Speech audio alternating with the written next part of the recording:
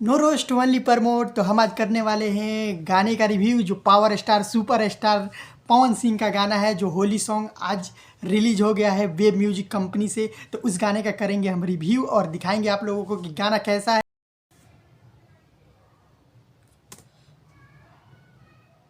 Power star super star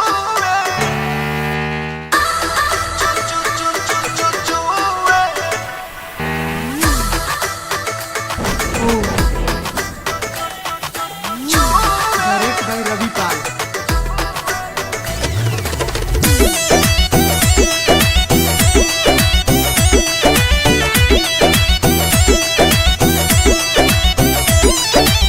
होलिया में आग लागल, लहंगा में दाग लागल। होलिया में आग लागल, लहंगा में दाग लागल। जहनती तो दी होती न छूबे।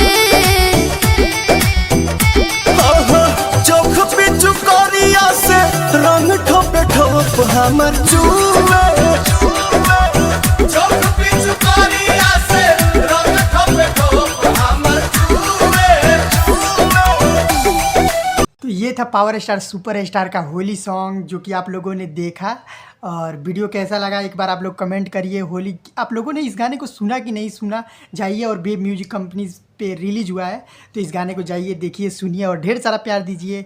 और नो रोस्ट ओनली प्रमोट। तो अगर आप भी चाहते हैं हमारे ऐसे ही ढेर सारा वीडियो देखने के लिए तो हमारे चैनल को सब्सक्राइब करें।